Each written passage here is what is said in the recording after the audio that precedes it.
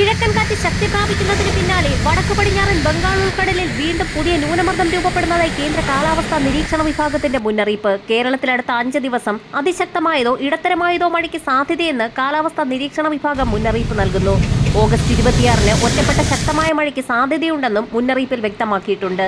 സംസ്ഥാനത്ത് ഒരു ഇടവേളയ്ക്ക് ശേഷം മഴ വീണ്ടും ശക്തമാകുന്നു.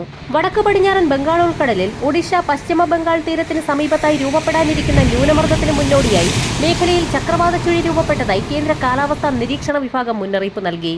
ഇത് വീണ്ടും ശക്തി പ്രാപിച്ച് അടുത്ത 48 മണിക്കൂറിനുള്ളിൽ ന്യൂനമർദ്ദമായി മാറിയേക്കുമെന്നാണ് കേന്ദ്ര കാലാവസ്ഥാ നിരീക്ഷണ വിഭാഗം അറിയിച്ചിരിക്കുന്നത്. ന്യൂനമർദ്ദം രൂപപ്പെടുന്ന സാഹചര്യത്തിൽ കേരളത്തിൽ ഉൾപ്പെടെ ദുർബലമായി തുടരുന്ന കാലവർഷം വീണ്ടും സജീവമാകും. മധ്യ വടക്കൻ ജില്ലകളിൽ അതിശക്തമായ മഴയ്ക്കും മണിക്കൂറിൽ 45 മുതൽ 50 കിലോമീറ്റർ വരെ വേഗതയിൽ വീശിയടിച്ചേക്കാവുന്ന ശക്തമായ കാറ്റിനും സാധ്യതയുണ്ട്. കോഴിക്കോട്, വയനാട്, കണ്ണൂർ, കാസർഗോഡ് ജില്ലകളിൽ ഇന്ന് യെല്ലോ അലർട്ട് പ്രഖ്യാപിച്ചിട്ടുണ്ട്. നാളെ 9 ജില്ലകളിൽ യെല്ലോ അലർട്ട് പ്രഖ്യാപിച്ചിട്ടുണ്ട്.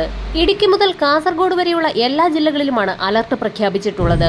പ്രധാനമായും വടക്കൻ കേരളത്തിലും ചില മധ്യ ജില്ലകളിലുമാണ് കൂടുതൽ മഴയ്ക്ക് സാധ്യതയുള്ളത്. മഴയ്ക്കൊപ്പം ചിലയിടങ്ങളിൽ കാറ്റ് ശക്തമായേക്കും.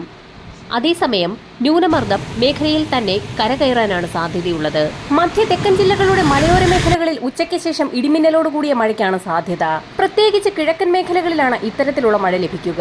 നിലവിൽ കനത്ത മഴ തുടരുന്ന ഒഡീഷയിൽ വീണ്ടും കനത്ത മഴയ്ക്കും വെള്ളക്കെട്ടുകൾക്കും കാരണമാകുമെന്നാണ് നിരീക്ഷണം. ഓഗസ്റ്റ് 27 മുതൽ 29 വരെ എറണാകുളം മുതൽ വടക്കോട്ടുള്ള ജില്ലകളിൽ മഴ പ്രതീക്ഷിക്കാം. വടക്കൻ കേരളത്തിൽ ഒറ്റപ്പെട്ട ശക്തമായ മഴയ്ക്കാണ് സാധ്യത.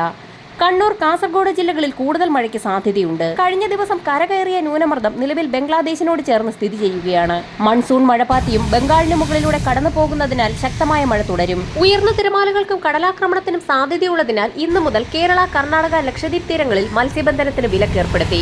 വരും മണിക്കൂറുകളിലെ കാലാവസ്ഥാ മുന്നറിയിപ്പുകൾക്കായി ചാനൽ സബ്സ്ക്രൈബ് ചെയ്യാൻ മറക്കാതിരിക്കുക.